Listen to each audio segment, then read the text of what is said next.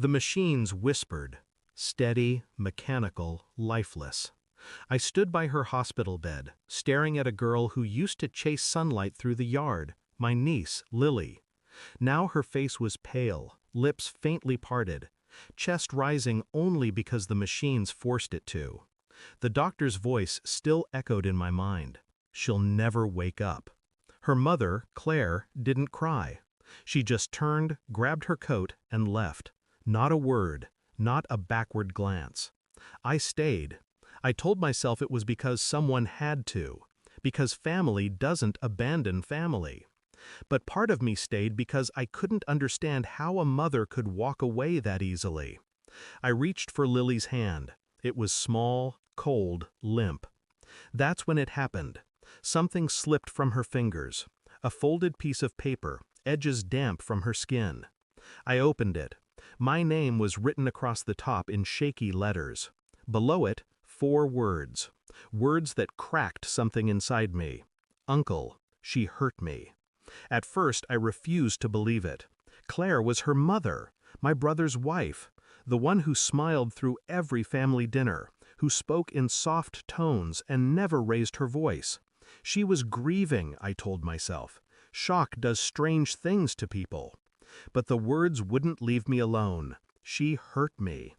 I remembered the bruises I once noticed on Lily's wrist, small, fading, the kind you convince yourself are from a fall. I remembered the fear in her eyes when Claire entered the room. I never questioned it. I never asked. Now, standing there, I realized the truth had been right in front of me, quiet, terrified, and begging to be seen. Still, I needed proof.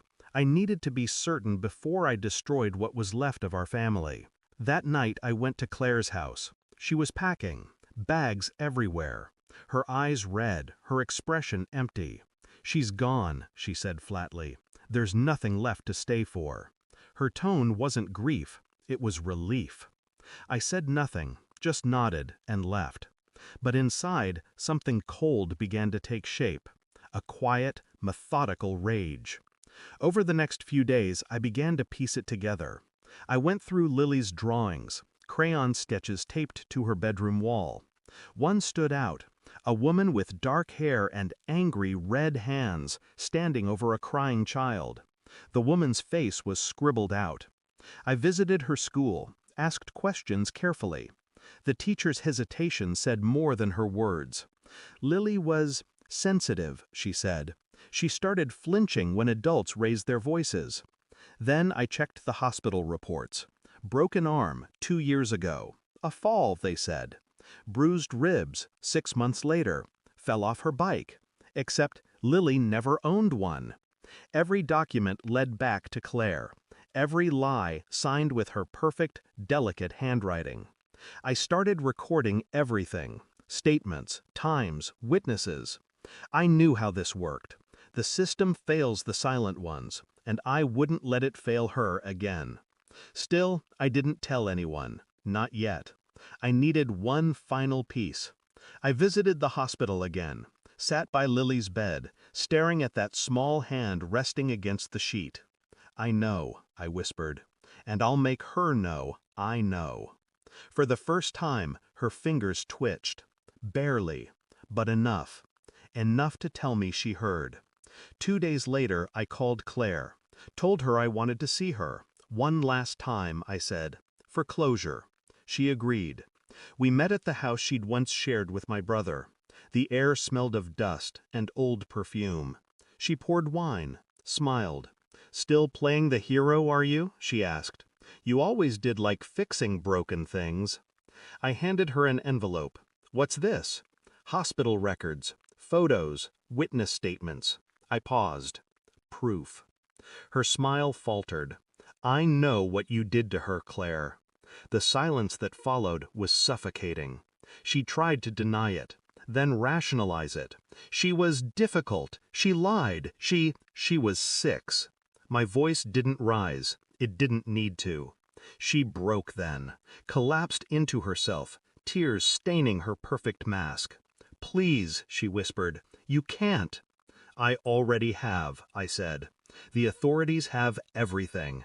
Her eyes widened. Yes. While you were busy running, I was building the truth. I walked her to the door. She was shaking now, her face hollow. Outside, 2 officers waited. Her gaze darted between me and them, realization dawning like slow death. You ruined me, she said. I met her eyes, calm, detached. No, Claire, you did that yourself. They took her away without a struggle. Her voice echoed down the hall, a blend of rage and fear and something almost inhuman. When the door shut, I felt nothing, just silence. Cold, absolute silence. Lily's heart monitor still beeps in that same steady rhythm. The doctors say there's no change.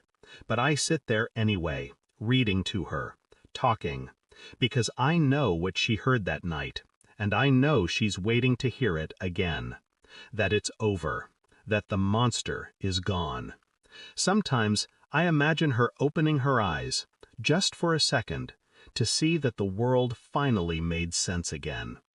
But whether she wakes or not, it doesn't matter, because justice doesn't need witnesses, only truth. And in that sterile, humming room, I finally whisper it back to her. It's done, Lily. She can't hurt you anymore. Her hand twitches once more, and for the first time, I let go. Thanks for watching. Don't forget to like, share, and comment. Subscribe now to Cheating Stories Insight World for more amazing stories.